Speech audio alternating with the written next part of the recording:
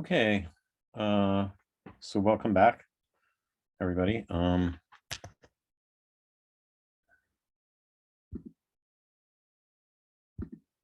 Great.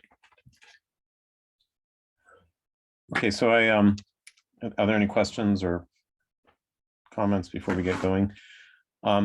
So we were just about at the Brun-Minkowski inequality yesterday, but I need to go back and fix a couple of minor points in my definitions. So one was that I defined the Boltzmann entropy to, well, in fact, yeah, I defined the Boltzmann entropy to be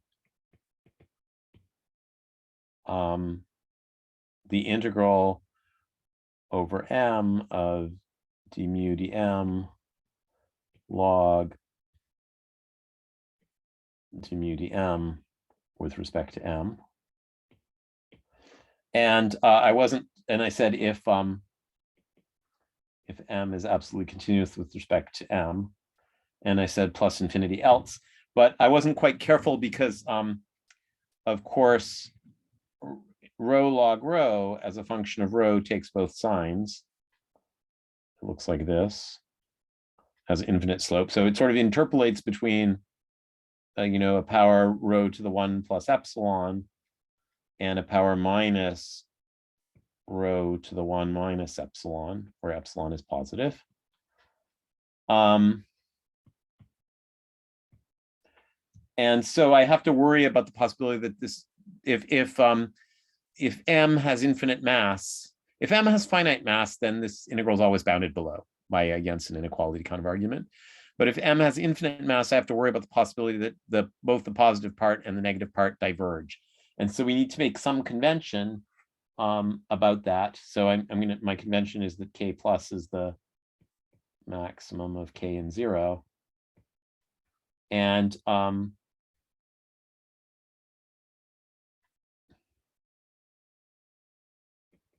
so let me say, unless both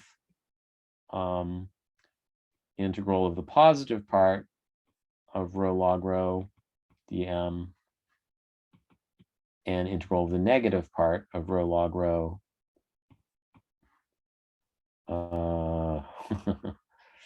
so k minus will be the I guess max of minus k and 0.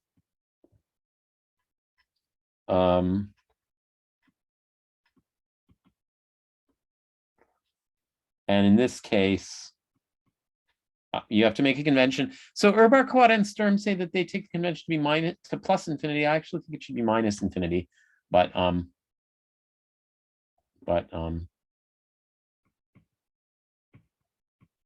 don't think it's going to matter for anything we do today, but later on we may see whether it matters or not. And then finally, I take this thing to be plus infinity if rho is not absolute, if mu is not absolutely continuous with respect to m. And sorry, of course, by rho I mean the Radon-Nikodym derivative of u with respect to m.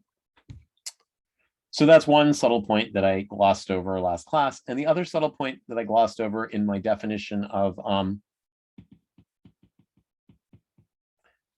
I said, a Polish space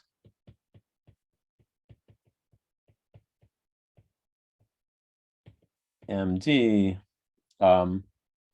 with a reference measure m, but I need a little bit more I need of m. I need m to be locally and sigma finite.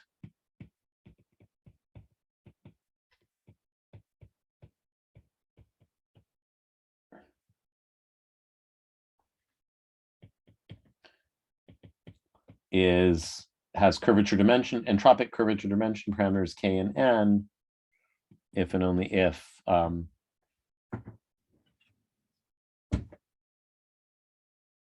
for every, what was it, mu naught, mu 1 in the set of measures with finite second moments, there exists a D2 geodesic connecting those endpoints.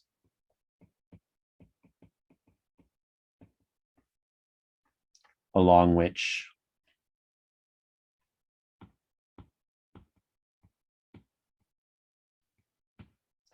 S is K d2 mu naught mu1 squared and convex. And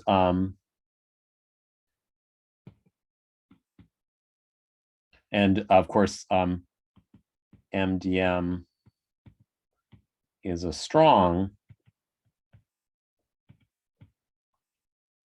CDKN space if and only if, in addition, S is KD2 mu naught mu1 squared and convex along all D2 geodesics. Great. Are there questions about? Oh yes, and I should remind you what locally and sigma finite means. So, so remark M is locally finite if and only if for every X in M there is a ball such that M is finite.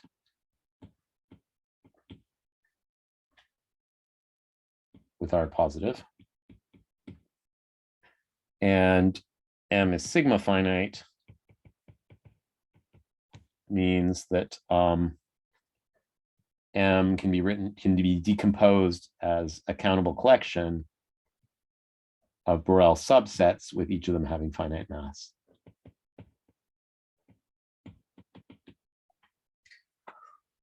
And the point about requiring the reference measure to be locally and sigma finite is that M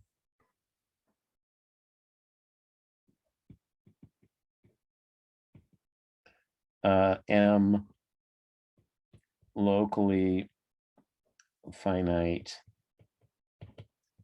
implies M is read-on, i.e., for every compact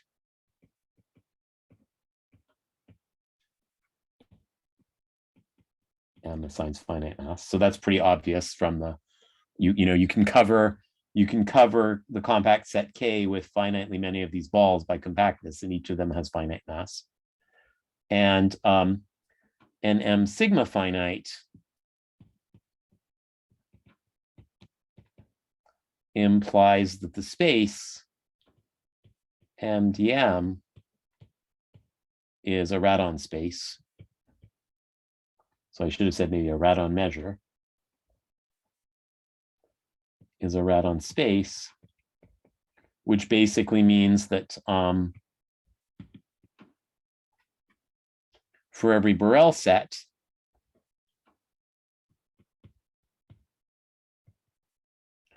the measure of B can be written as a supremum over K compact subsets of B, MK. So it's a kind of inner regularity condition on the measure, but inner approximation not just by closed sets, but in fact by compact sets. Okay, great. And so I think I managed to state the Bryn-Minkowski inequality last class, or the generalized Bryn-Minkowski.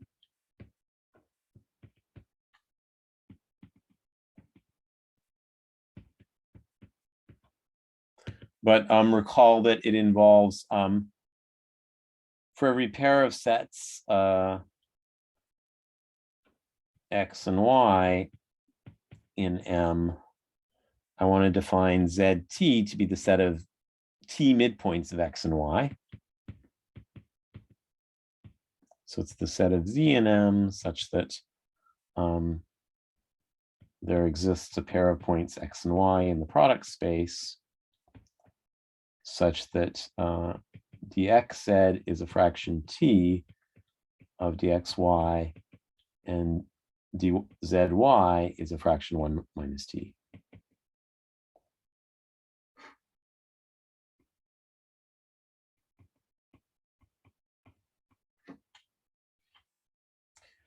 And So what's the remark? The remark is that if x, so in general, z, even if x and y are measurable, zt may not be measurable, or if x and y are Borel, zt may not be Borel. Well, I mean, so I don't know about Borel, but Lebesgue measurable. So, for example, if you imagine in R2 taking, you can take I don't want to call it M. I can take a set K in R, which is not Lebesgue measurable. At least if you assume the axiom of choice, you can find such a set. But being a subset of R, K is a Lebesgue. It's not Borel, but it's a Lebesgue measurable subset of the plane. And in fact, let me call it X rather than K. And then I can take Y to be maybe the vertical unit interval. So Y could be, okay, so sorry, let me call it K. And let me take X to be K cross 0. And let me take Y to be 0 cross the unit interval. So Y is like a vertical line here, and X is like a horizontal line there, which is non-measurable as a subset of R, but Lebesgue measurable as a subset of R2. And then, of course, X cross Y looks like this, and it's going to be non-measurable as a subset of R2.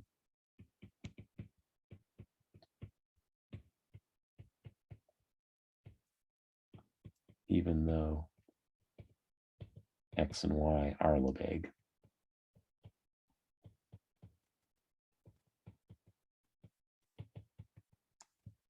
So you have to worry a bit about, I mean, the set is generally not going to be measurable, even if the X and the Y are measurable.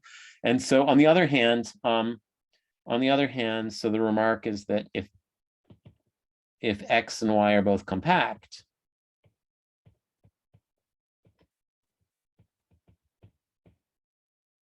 then ZT of XY will at least be closed. Okay, so that's something to check if you like for homework.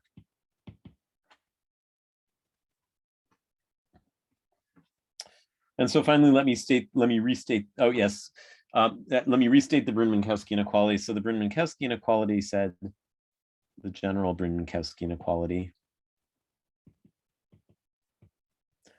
says,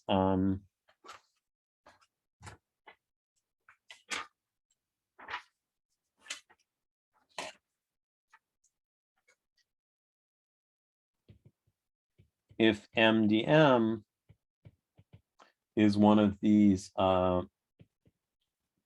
has curvature dimension parameters K and N, with N less than infinity,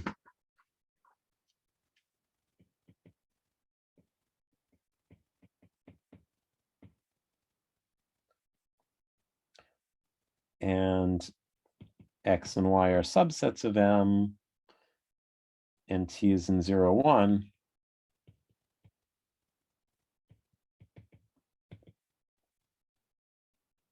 then it gives me a lower bound on the measure of ZT to the 1 over the dimension parameter's power. And in Euclidean space, it would have been 1 minus T times the measure of X to the 1 over N plus T times the measure of Y to the 1 over N. But in this general curvature dimension space, we have these coefficients sigma. And the sigma depends on the ratio of K over N, and it would be T if K is 0. Maybe 1 minus T if K is 0. And again, if K is 0. And otherwise, there would be this theta parameter here. And theta, again, depends on the sign.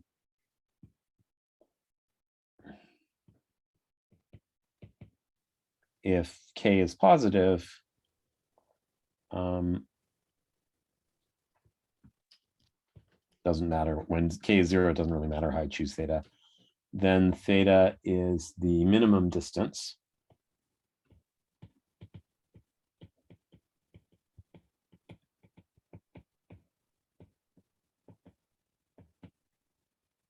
And if K has the other sign, then theta is the maximum distance.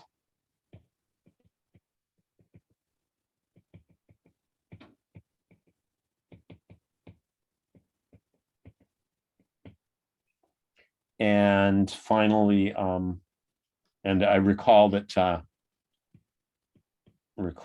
sigma t of epsilon is basically sine, or rather, let me not write it that way. It's S epsilon of, sorry, and there's an angle theta here. It's S epsilon of T theta divided by S epsilon of theta, where S epsilon is either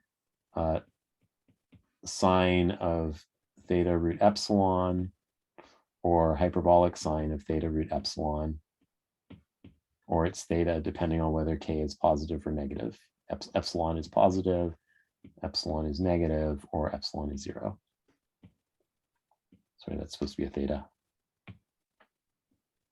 Okay, any questions? I have a question. How do we relate this to the comment that you just made about measurability of the midpoint? Oh yeah, so this should be the outer measure. Okay. Thanks. Other questions?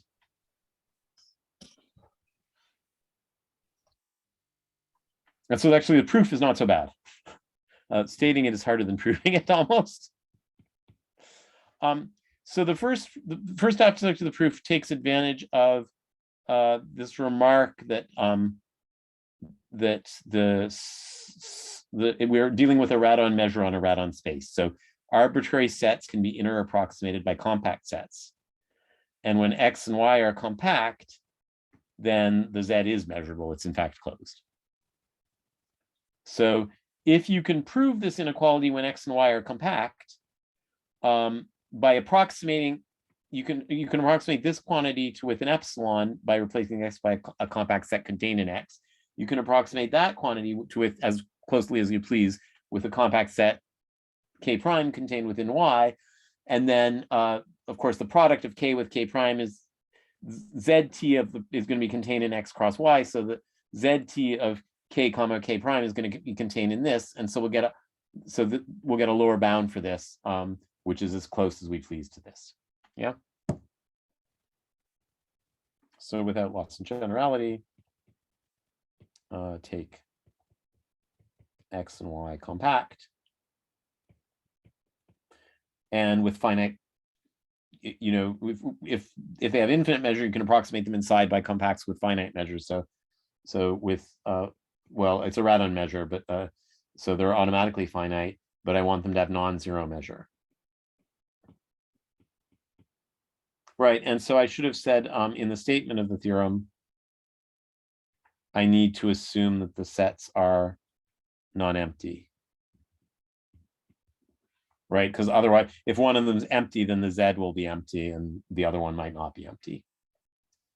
Now, it could be that one of the sets has zero measure, but then you can just replace that set by a point and show that the inequality holds when you replace the zero measure set by a point, and then the left-hand side can only get bigger when you expand the point to something that's not a single point. So it's okay to assume non-zero measure.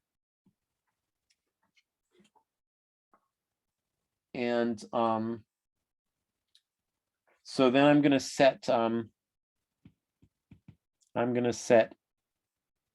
A of t to be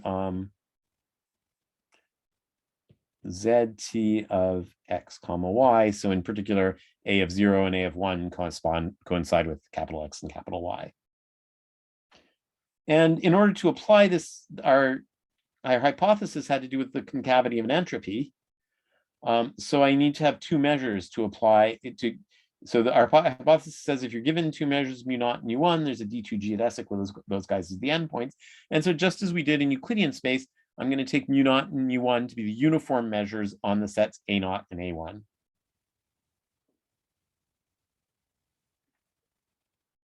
And mu I is going to be the restriction of m to ai divided by the mass of ai. right? My notation is that M restricted to AI of any set K is M of K intersect AI. This is I between I being 0 or 1. And now CDKN implies that there is a geodesic with those endpoints such that S is Kn convex along it. So, well, K times the distance between the endpoints squared.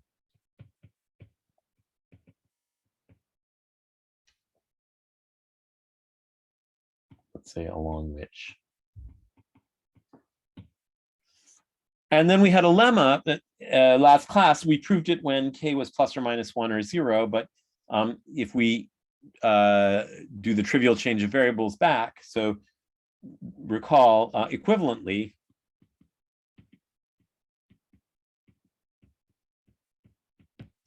if I define UN to be exponential of minus S over, so let's mu n of mu to be exponential of minus S mu over n, then our lemma tells us that U satisfies a kind of concavity property, which is something like UN of mu t is going to be bigger than sigma 1 minus t K over n, I guess the distance squared between mu naught and mu1, the distance rather, the two distance, times UN mu 0 plus sigma t K over n, the distance UN of mu1. And mu 0 and mu1 are these uniform measures.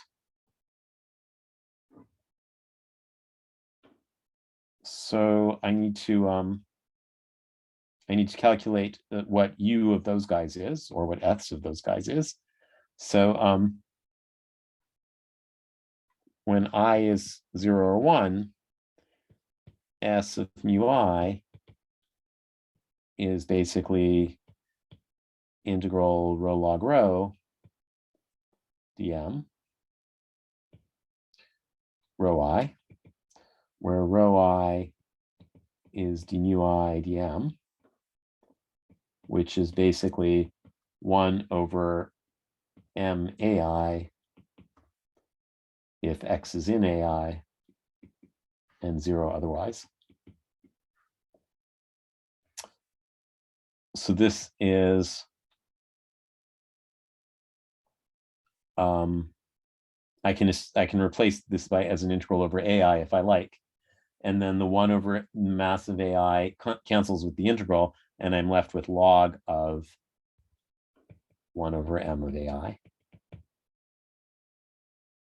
And so therefore un of mu I involves this exponential log is 1 over MAI, but then it's raised to the power -1 over dimension. And so this ends up being MAI to the 1 over dimension. So it's clear that in my concavity inequality, I'm getting the right thing, MA0 here and MA1 over here.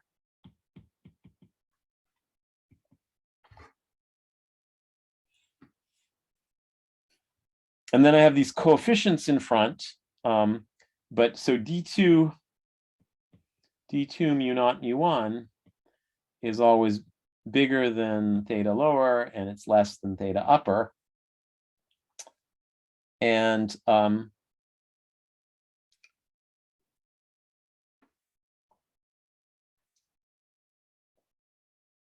so we'll check that when K is positive, we have d by dr of sigma t of r, and any k over n is, I think, negative, and it's the opposite for the other inequality. Sorry, when k is negative, this becomes positive. And so that's why I can replace, this is always going to be bigger than theta k over n 1 minus t of theta.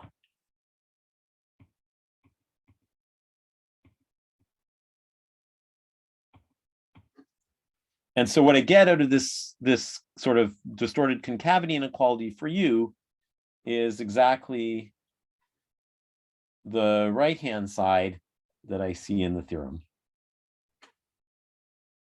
And so what I need to check is that the left-hand side is really bigger than mu m of mu t.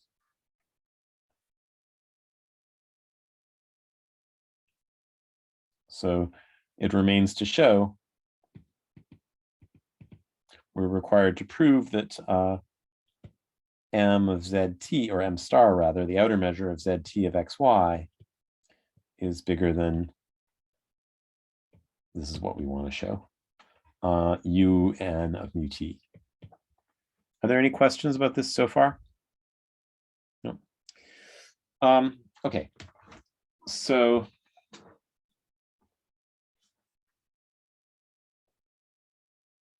un of mu t by definition. Oh yeah, right. Sorry, before I say anything about mu, so I have to recall that so earlier on, I gave a description of what it meant to be a D2 geodesic. And basically, so if mu naught is here and mu1 is there, and you go back to our characterizations of geodesics mu sub t, you'll see that almost every point mu t lies on, divides a geodesic joining a point in the support of mu naught to a point in the support of mu1 in ratio 1 minus t and t. So recall that mu t vanishes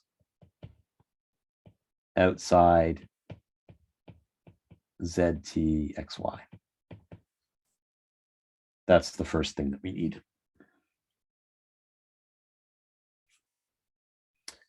And so un of mu t, let's set rho t to be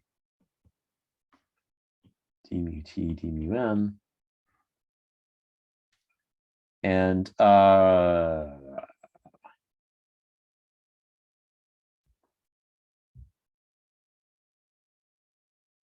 so it hadn't occurred to me to worry about the possibility that mu t might not be absolutely continuous with respect to m.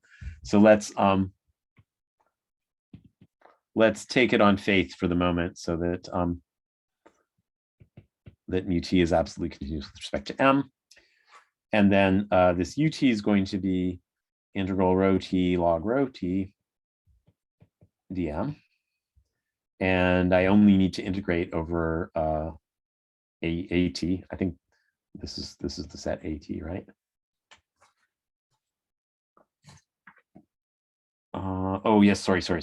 That's s. So let me try to do a bit better. So u is actually the exponential of minus 1 over n times this whole expression.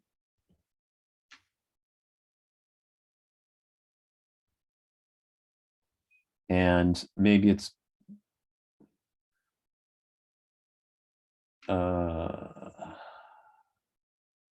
right. And I think it's better to write mu t here, because mu t is a probability measure. And I would like to apply Jensen's inequality with the function, with the convex function, f of r is e to the minus r over n. So that's a convex function. And so Jensen's inequality says that if you apply the convex function to an average, what you get is less than the average of the convex function, which in this case would be integral d mu t. And then the convex function is exponential minus 1 over n applied to log rho t. So it's rho t to the, I guess, minus 1 over n. Great. And as I was saying, I can do this integral over at. That's fine because the measure vanishes elsewhere. And now I'm gonna rewrite this integral as an integral over at of rho t to the 1 minus 1 over n dm. And I'm going to multiply and divide by the mass of the measure of at, or the outer measure rather of at. In this case, at is a closed set, so the measure is the outer measure. And now I want to use Jensen's inequality again, but I want to use Jensen's inequality with, I'm going to do Jensen again, but this time I'm going to apply it to the convex function r minus r to the 1 minus 1 over n. That's again convex.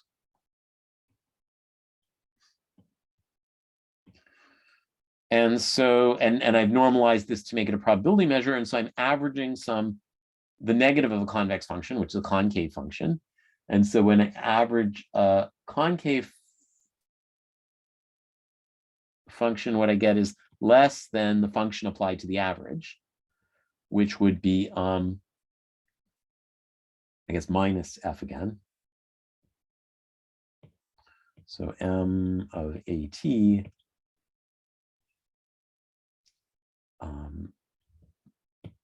the 1 minus 1 over nth power of integral rho t dm m of at over at.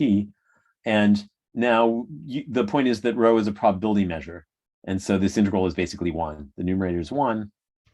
And now this mass cancels the 1 in the denominator, and and I'm left with m of at to the 1 over n. Is everyone happy with that? Okay, so that's the end of the proof, modulo 2 points, one of which I'm not prepared to address, namely that the interpolant retains absolute continuity if the endpoints are absolutely continuous. And the other one of which I'm prepared to partially address, which was getting the signs right in here. So I don't want to completely justify that, but just to give you a flavor for it, let's Taylor expand these functions and see what they look like to leading order to get this, whether it's increasing or decreasing. And of course, sigma of, when k is 0, sigma of t is t, and so this derivative vanishes. And so maybe it's not, given that it vanishes when k is 0, maybe it's not so surprising that it changes sign when k passes through 0. So here,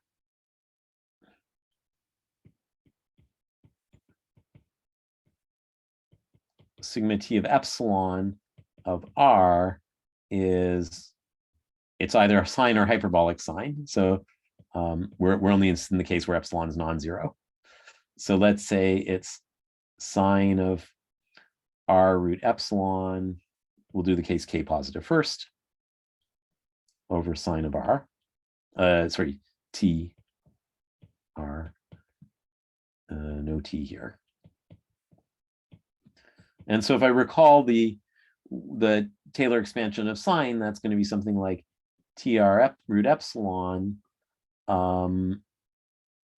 minus a sixth tr root epsilon cubed plus fifth order powers. And down here, I'll have the same without the t.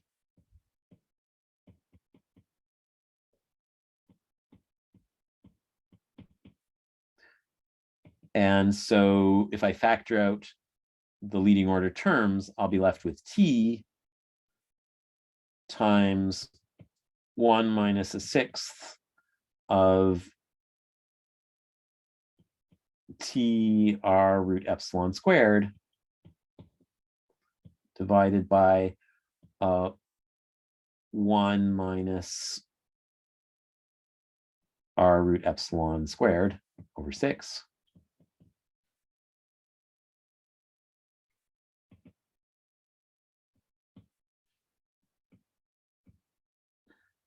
maybe plus terms of order out of the fourth, maybe, I think. And so I'm going to have something like 1 minus, when I put this, this is going to come up in the numerator. And so, and it'll be just like this, except for this. So I'm going to have something like 1 plus 1 minus t squared over 6 epsilon r squared. And t is less than 1. And so now you see plus a term of order r to the fourth. And so you see that the sign of epsilon determines whether it's increasing or decreasing as a function of r.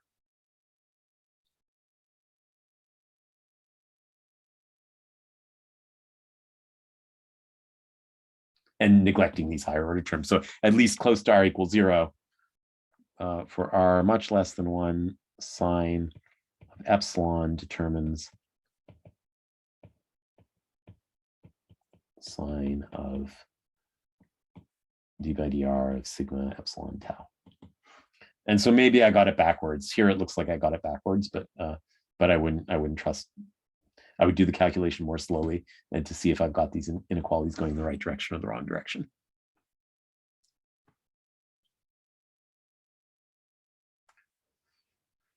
Okay.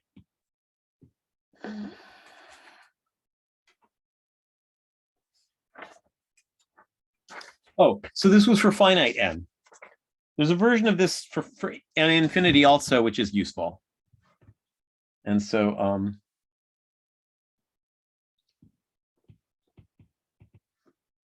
so if instead, if n equals infinity instead, then you get log of mztxy inverse. Sorry. So let's see, it should be a lower bound for the measure. So log is monotone and the inverse turns the lower bound into the upper bound. So is less than,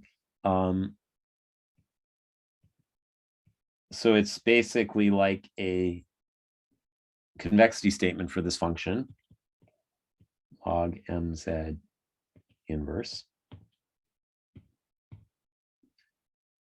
plus t log mz inverse, this should be x rather.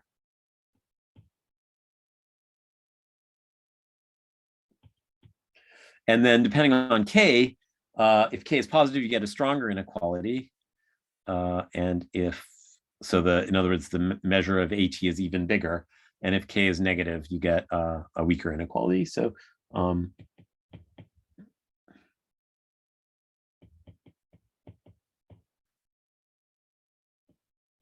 where theta is as before. And the proof is similar and in fact even simpler.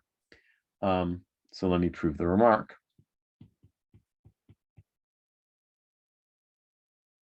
Again, we take x and y to be compact without loss of generality.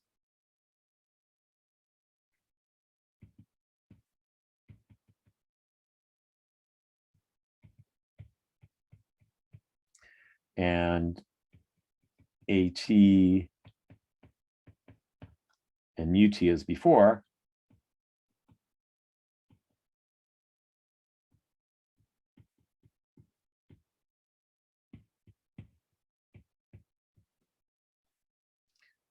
And again, the crucial observation is that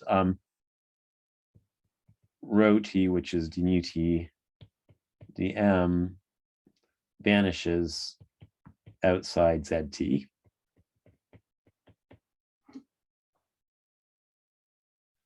And so what do I get? Yeah, right. So this time I want to, I'm going to use the convexity of the entropy directly.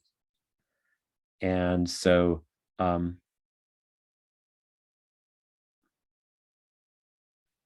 convexity of the entropy says that S mu t is less than 1 minus Ts mu naught plus Ts mu 1 minus k over a term much like the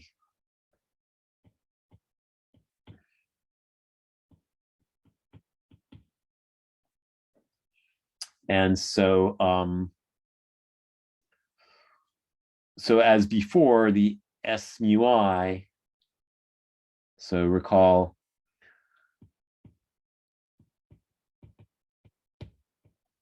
for S mu 0 and mu 1, S mu naught is log of 1 over the mass of A naught. And so the right-hand side here is exactly these two terms here. And then again, because d2 mu naught mu1 is between theta lower and theta upper, depending on the sign of k here, you can always replace d2 by either this or this, depending on the sign of k. And so you can replace it by theta squared. And so what I'm left to show is that this guy here dominates this guy.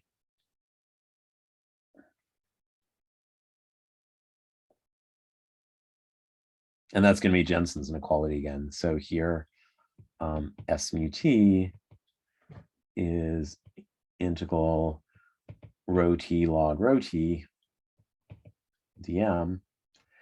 And again, it's useful to multiply and divide by the mass of AT, or the volume of AT, whatever you prefer to call it. And I think I want to, so again, rho log rho is a convex function. And so here I am averaging a convex function. When I do that, I get something bigger than if I compute the average and then apply the convex function. So I'm going to take this to be my f of rho. And I get something bigger than MAT f applied to integral rho t dm over MAT. And rho t is a probability density, so this integral is 1. And so that's MAT, and then f is rho log rho, so that's 1 over MAT log 1 over MAT. And these guys cancel out. And so this is indeed this term here. So S is indeed bigger than log 1 over MAT. Questions? And so again, that's the proof modulo this question about, is the interpolant really absolutely continuous with respect to M? Can you use density arguments for that to solve that problem? Is like the set of absolutely continuous measures dense in some sort of sense? Well, the set of absolutely continuous measures is dense, but that's not what's being asked here. What's being asked here is if you're asking about these two Wasserstein geodesics, and you're asking if you have endpoints that are absolutely continuous, will the measures along the two Wasserstein geodesic again be absolutely continuous or not? And I'm claiming that they are without proof at the moment. And in some sense, oh yes, wait, maybe I don't need to. Maybe I don't need to. Right. So I don't need to because, so here's the proof. It's sort of built into my hypothesis for CDKN. So these guys are finite by hypothesis because I chose compact sets and I have a radon measure. And so this inequality tells me the entropy of the interpolant is finite. But I define the entropy of the interpolant to be plus infinity unless the interpolant was absolutely continuous. So maybe going back to the very beginning of the lecture, maybe this is a reason to adopt Sturm's convention. So maybe I want to have plus here. I'm not sure. In some sense, again, it doesn't really matter. Well, I don't think it really matters at this level because, well, I'm not sure. Anyhow, the problem would be solved if I take plus here, because then that says that finiteness. Oh no, maybe it doesn't matter. It doesn't matter what I do here. So let me get rid of this again. I'll go back to minus infinity. It says that because I know that whenever S is not infinite, I know that mu has to be absolutely continuous with respect to Lebesgue. And in these situations, I do know that S is not infinite. By, for example, this inequality we're just looking at, this inequality. Okay. All right, great. So now I've addressed it. Good. All right. So this Brinman-Test inequality has lots of convenient consequences. Let me start collecting them. But wait, there's some aspect of this that I'm going to need later. Yes, I'm going to need it right now. So here's a corollary of the n equals infinity case. And this is Villani. For those of you that want references, this is Villani's big book, statement 30.9. So if MDM is CDKN, then M has no atoms.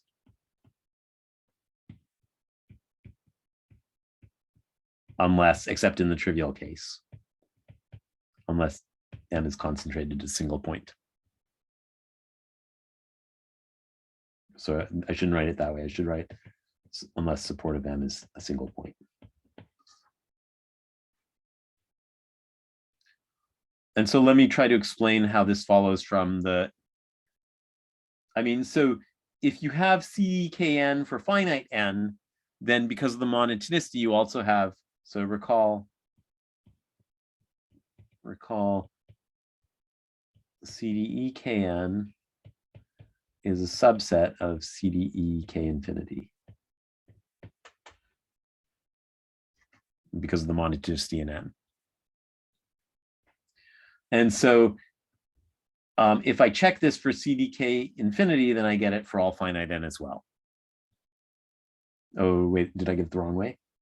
So let's think what the statement looks like. So Kn convexity said that phi double prime is bigger than phi prime squared over n plus or minus k plus k.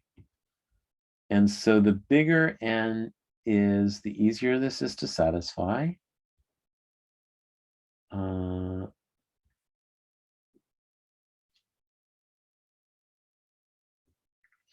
Right. If I check that this consequence holds for all the guys in the bigger space, then it also holds for all the guys in the smaller space. Great. Okay. So assume n equals infinity without loss of generality.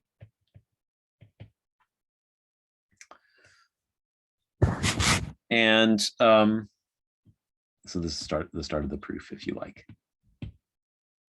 And I'm going to let X be an atom. So in other words, M assigns positive mass to X. And Y be any compact set in the complement of X,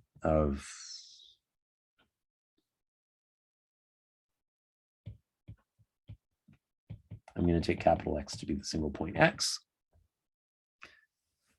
And so for T strictly between 0 and 1, I'm going to have AT, which is the interpolance between X and Y. There, so if I have X here and I have Y over here, at time T, I'm going to expect the interpolant to live somewhere like there. And it's, as T goes to 0, it's going to shrink so that for T small, I'm going to have AT is contained in a ball of radius epsilon around X without X, because Y was a compact and didn't include X. So for every epsilon positive, if I take T small enough, I can force the set AT into this punctured ball around X. And now the mass of, so a small ball around X has a small mass, and the mass shrinks as epsilon goes to 0. The mass, therefore, the mass of AT goes to 0 as T goes to 0.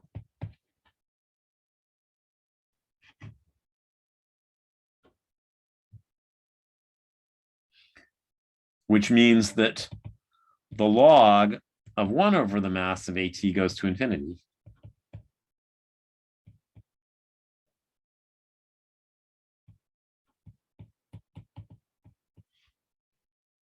But on the other hand, my statement of this preceding theorem said that that log of the mass had to be less than log 1 over the mass of A0 with a coefficient 1 minus T plus log 1 over the mass of A1 minus KT theta squared.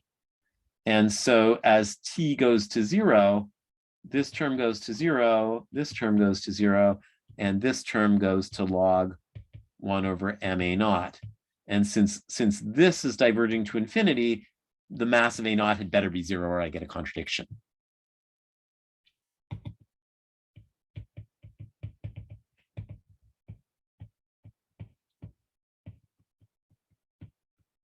But the mass of A0 is just the mass of X. And so X had better not be an atom.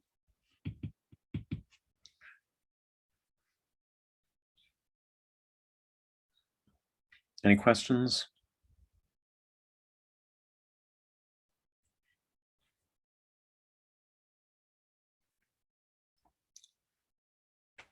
So why does MAT go to 0 as T goes to 0?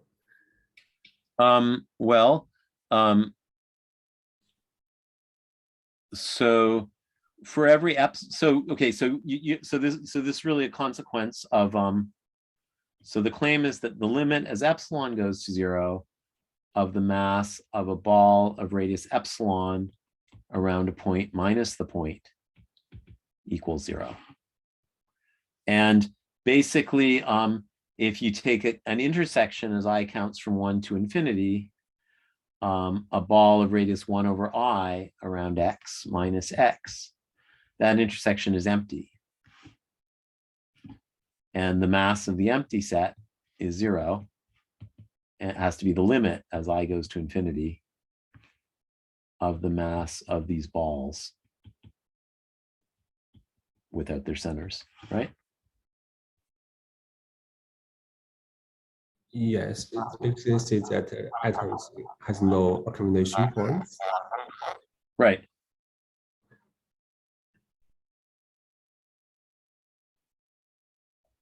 I'm sorry, what? I mean, the atoms can't accumulate at a point. So the only accumulation points of these sets is X. But X is not in the intersection because it's not in any of the sets.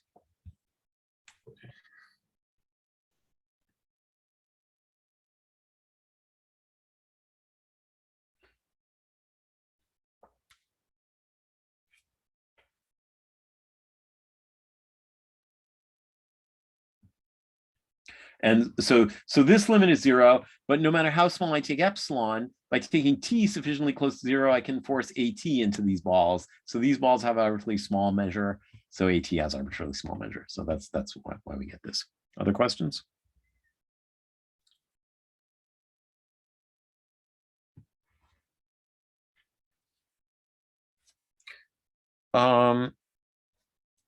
Right, and I need one more. So basically now I've just shown there's no point masses. Another thing that I'm going to need is I'm going to want to know that if I look on this, if I fix X and I look on a sphere of a certain distance around X. So what I like is that I claim that the volume of the ball of radius r around X is continuous in R.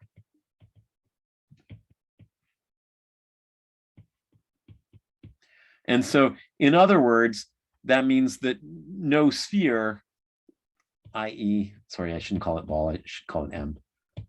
In other words, the mass of the boundary of any one of these balls should be 0. That's what I'd like to show. And this is actually going to be a corollary of a slightly more general proposition, which is the following. And this is now Villani chapter 30. So we're in the last chapter of Villani's big book.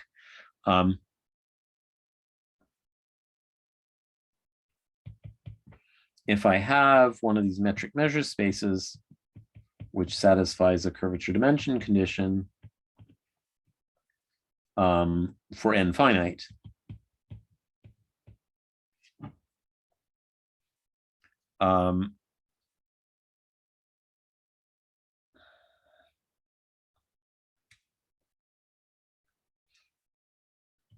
and I have some set y contained in the support of the measure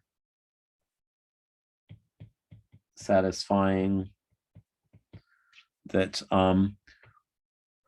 y is the intersection of all of its neighborhoods,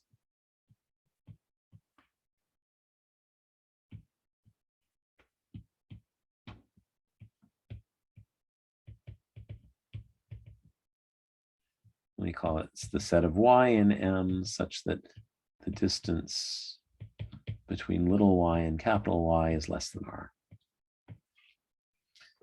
So if y is the so in other words, you fatten y by a radius R, and then you let R go to 0, and you intersect all those fattenings, two things could happen. Either you get y back, or you get something bigger than y. So for example, if y was a dense, if we were in the real line and I took y to be a countable dense set in the real line, and I fatten it by radius R, then I get the whole real line. And if I intersect that over all R's, I still get the whole real line. I don't get the dense set I started with. But sets that do satisfy this are if I take y to be a ball around any point, then y will indeed, at least a closed ball, then y will indeed have this property.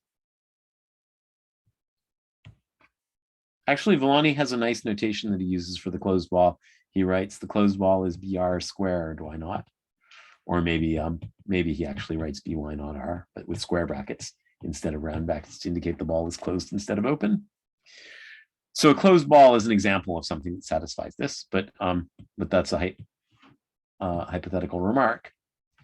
Then for every x in X, or M rather, the measure of such a y can be obtained as the limit as t increases to 1 of the measure of the set of midpoints between x and y.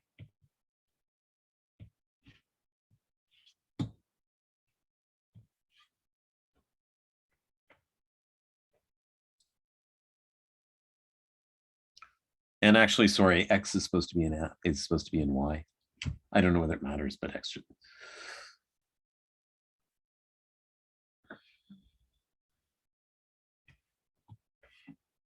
So you can this is a kind of approximation. Well, all right, so what's a picture? So if y was a convex set, this would be approximation from within. But of course, I don't say anything about y being a convex set in this statement. So if x was over here, and then the set of, and this was y over here, then the set of midpoints maybe looks like something like this. So it's not necessarily a convex set. But the closer t gets to 1, the closer this set, this is like, let me call it AT, which is ZT of x comma y. As t goes to 1, this set of midpoints gets closer and closer to y. That's the idea. And so let me try to sketch the proof of this corollary. And here recall y was y compact? Maybe not necessarily. Oh yes, so any y that's a closed ball satisfies this. Any y that's compact also satisfies this property here.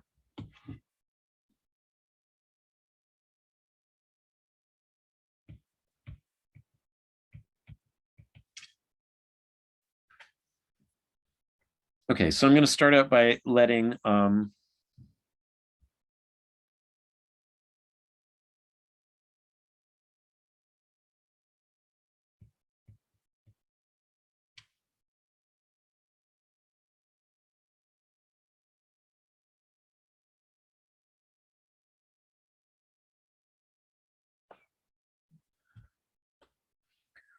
so maybe I need, so if the first step of the proof is to let R be the maximum distance between X and any point in Y. So in this case, maybe the furthest point away is like here, and this distance here would be like R. And I'm not immediately, maybe I need Y to be bounded. Because otherwise R is infinity, and I'm not sure things work if R is infinity. So what do I see then? I see that since this point here divides this geodesic into ratio t and 1 minus t, if this is, yeah, I see that then AT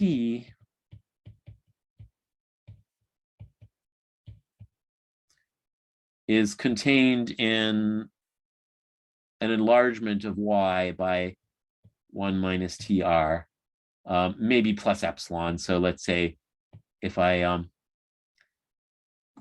write R closure, it means distance less than or equal to R, not strictly less than R anymore. So then, so I have this containment, right? So in other words, this ball here around Y has radius 1 minus TR. And every point in here is within that distance of some point in Y.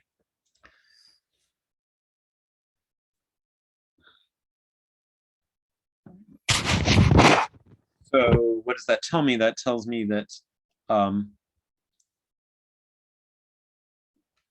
because Y is an intersection of things like this, AT is not too much bigger than Y. And so because of my hypothesis, this one here, in this hypothesis, it doesn't matter whether I take R to be open or closed, the balls to be open or closed, because when I shrink them, any closed ball is contained in a slightly larger open ball. So since Y is the intersection of YR closures, what I get from this containment is that as T goes to 1, the lim sup of the mass of AT can't be much bigger than the mass of Y.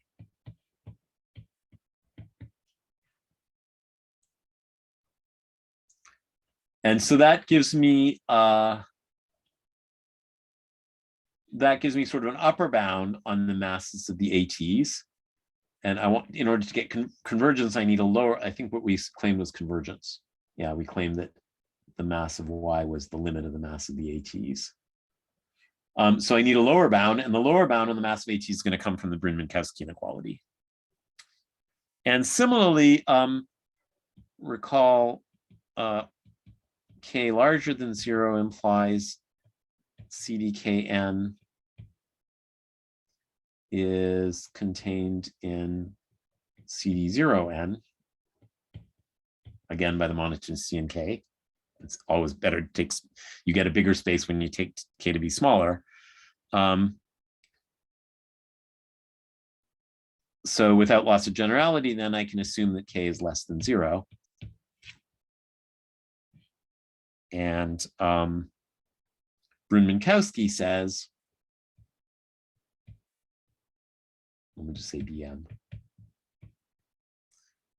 that the outer measure, which I guess the outer measure of AT is bigger than sigma 1 minus Tx, but I'm going to discard X because it's a point there are no atoms. And so 0 plus sigma t k over n something, and then the measure of y to the 1 over n. And what the something that goes here is when k is negative, I can replace it by the largest distance, which is r. And then as t goes to, I claim that this coefficient here, so this, I claim that this goes to my to the 1 over n as t goes to 1. So we have the limit sup was less than, and then this thing shows that it converges to. And there's a 1 over n here. And I need to think for a second about what t going to 1 means. Yeah, well, this coefficient goes to 1 as t goes to 1. Great. Other questions? Right, so recall sigma was S, sigma k was, sigma kt was skt of r, let's say, r over skr. And so t, and sk is continuous, so as t goes to 1, sigma goes to 1. Great.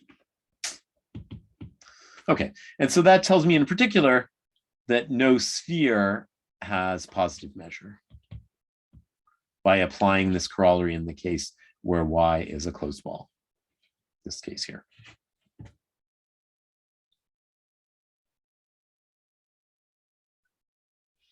And now I'm basically ready to state one of the big theorems. So the big consequences of the Bryn-Minkowski inequality, which is a thing called the Bishop-Gromov inequality. But let me give some intuition behind it. So the intuition behind it is that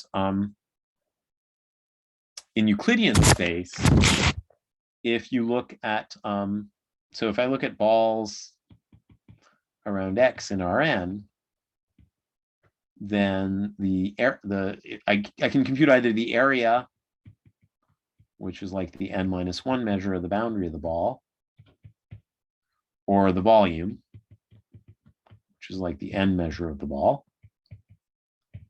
And so in Euclidean space, you know that this is r to the n times some constant that depends on n.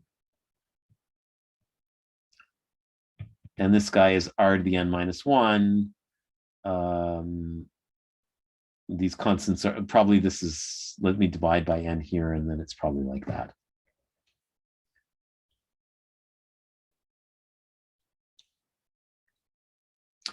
And on the sphere, if I looked at a ball of radius r around the north pole of the sphere, so let's say that this is in the flat case, and in the curved case, let's say curvature 1. So let A1 of R and V1 of R be the volume of a spherical cap.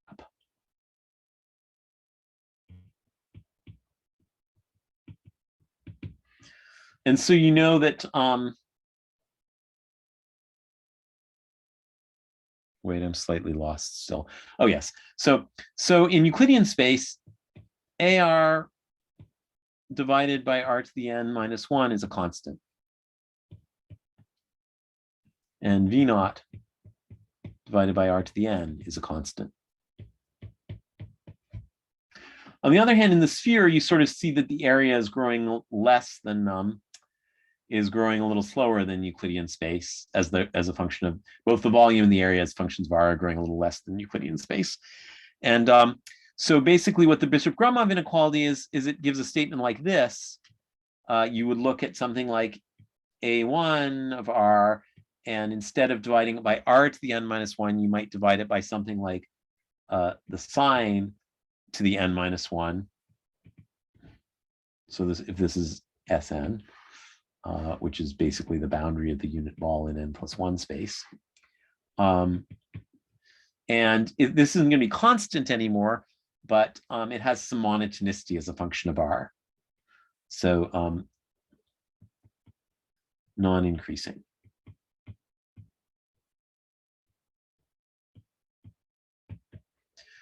And similarly in hyperbolic space, except in hyperbolic space, you need, so let's say and there's an analogous statement for the volume.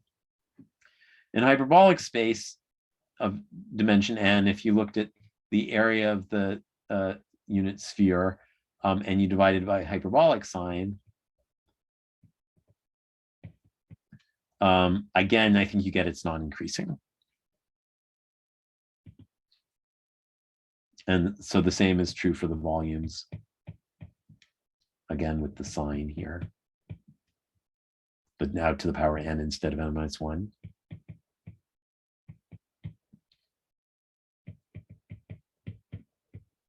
Hyperbolic sign. So the Bishop-Gromov theorem is some kind of generalization of this, and it says you don't actually need constant curvature spaces to have these kind of non-increasingness of these volumes of spheres normalized by the correct power of r or sine r or hyperbolic sine r.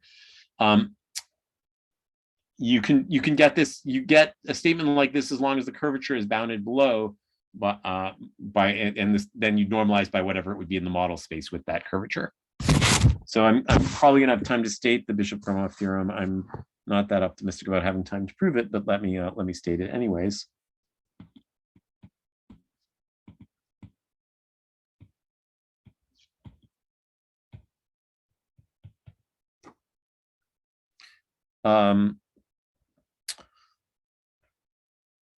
So if I have one of these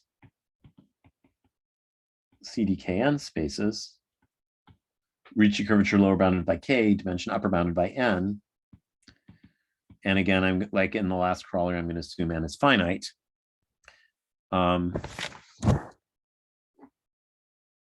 Then pick any point in the support of the measure and any what's the statement? The function r, and then there's, in the positive curvature case, there's some kind of upper bound. So a positive part of k here. The upper bound would be infinite when k is 0 or k is negative. That map to AR. Now, again, I would like to divide by S of k over n to the capital N minus 1th power. That would be the sharp statement. But here I'm going to divide by the nth power, and I'm going to multiply by r. So this statement is not going to be quite sharp.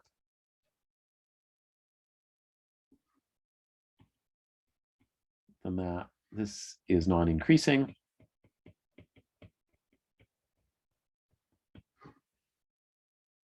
As is another map, R from the same range to the volume. Oh, sorry, this should have been, oh yes.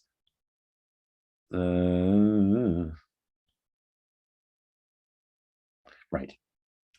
The volume, and now, but this time, basically, it's like you put this R in the denominator and then you integrate. Like you get, recall you get the volume by integrating the area.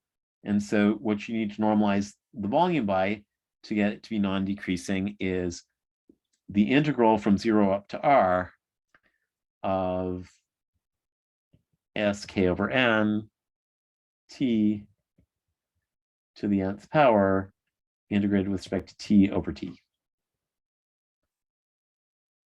So the Bishop-Gromov theorem states that these two quantities are non-increasing as functions of r.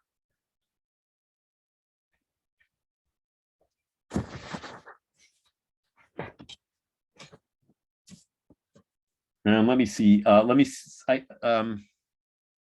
Yeah, I guess we have 5 or 6 minutes still. Maybe I'll go a little over time. So I guess what I can aim to do is maybe prove the first statement, this one, and next class we can derive the second one from the first statement. So let me call this A and B, and I'm only going to try to prove A.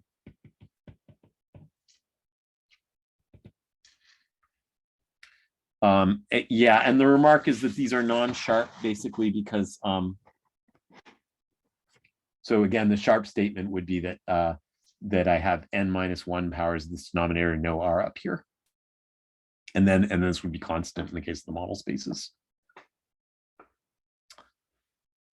Okay.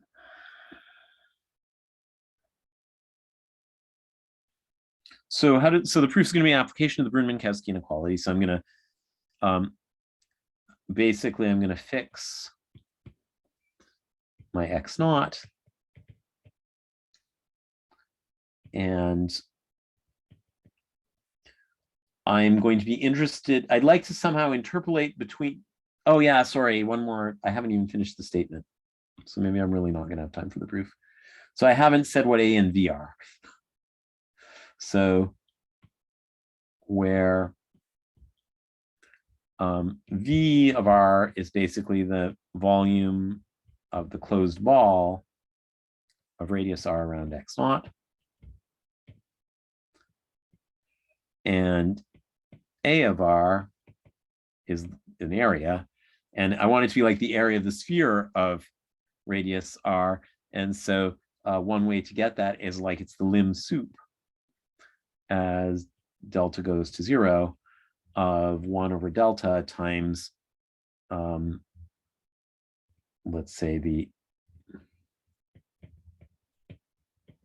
you look at the delta R plus delta ball around x naught, you take away the open ball around x naught. And that would be like, so the picture is that it's like this, and you take a small ring of thickness delta, and you take the mass of this ring, and then you divide by delta, and you take the limit. And so this is sometimes called the upper Minkowski content of, I don't know, the boundary of BR. And this is also, notice that this is also sort of related to this volume, because no sphere has positive measure. This can also be seen, it's upper refers to the lim sup. It can also be seen as the upper derivative with respect to R of VR approached from the right. So the area is something like a derivative of the volume. Okay. Okay, so I think I'm going to be tight on time, and so I'm thinking that maybe what I should rather do than proving the theorem is, so I was going to try to prove statement A and leave statement B for next class, but since I'm tight on time, let me instead show you how you get B from, once you have A, how do you get B from A? And then I'll defer the proof of A to next class. So getting B from A is basically the following lemma.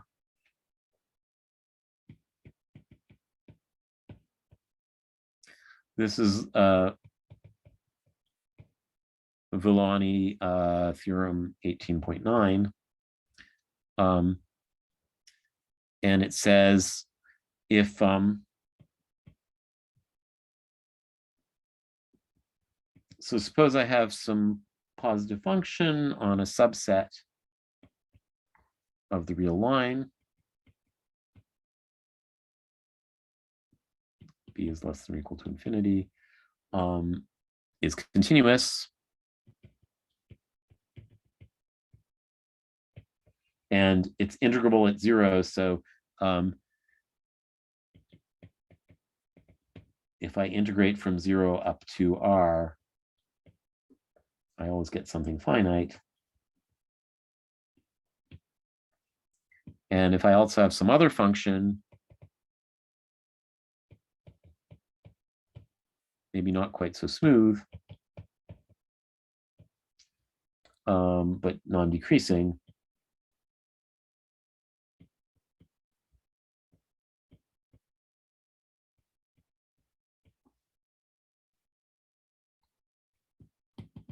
and vanishing at the left-hand endpoint, and set, let me define its upper derivative, or maybe the upper derivative, I guess, right.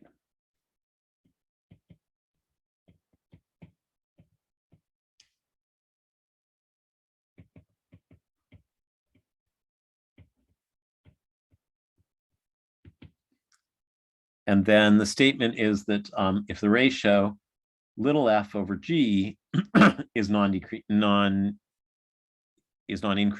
is monotone,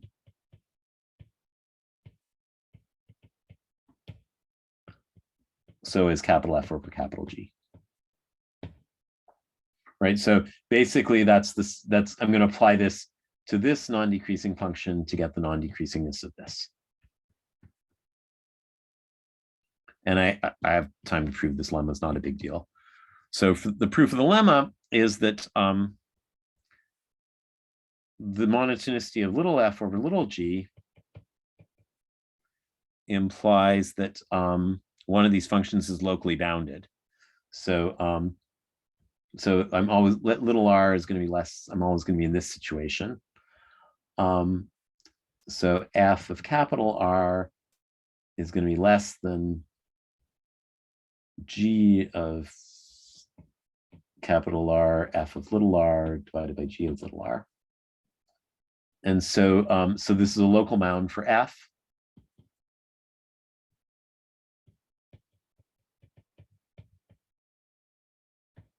And when you have the upper derivative of a function locally bounded, it's telling you that the function capital F is locally Lipschitz.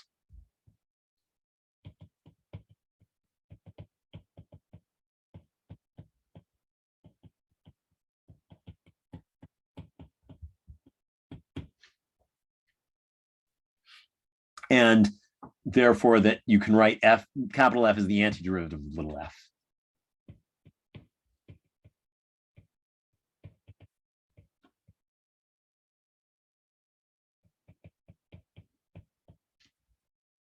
Because then, so the little Lipschitz functions are differentiable almost everywhere, and the upper derivative agrees with the derivative almost everywhere.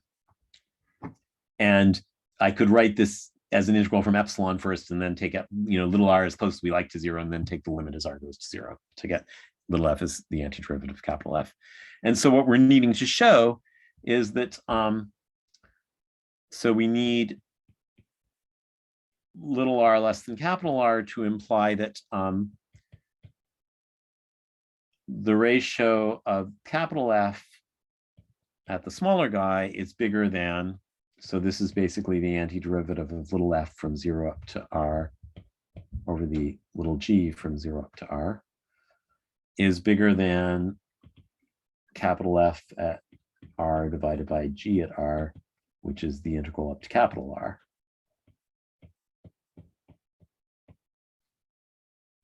And so basically what we're going to use, so setting h to be the ratio of little f to little g, we have that because h is monotone, we have its infimum on 0 little r is still bigger than its supremum on r capital R. And so if I write the product of the integral f on the smaller integral on the left interval times the integral g on the right interval, f is g times h.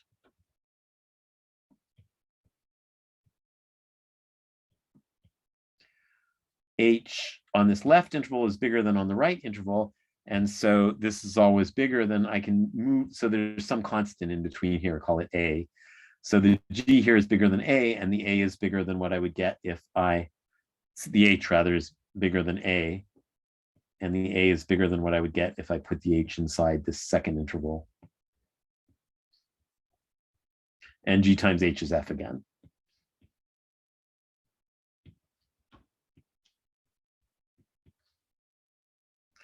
And so basically rearranging terms here, what I've just shown is that the capital F of little r divided by the capital G of little r is bigger than f of big R minus f of little r divided by g of big R minus g of little r. And if you multiply this through,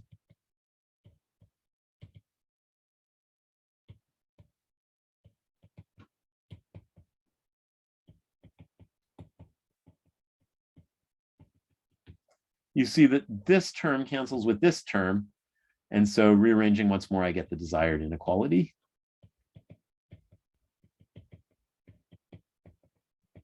So that's the proof of the lemma, and we'll defer the proof of part A of the theorem until next week. Any questions, problems, or difficulties? I will stop the recording and we can transition to office hours.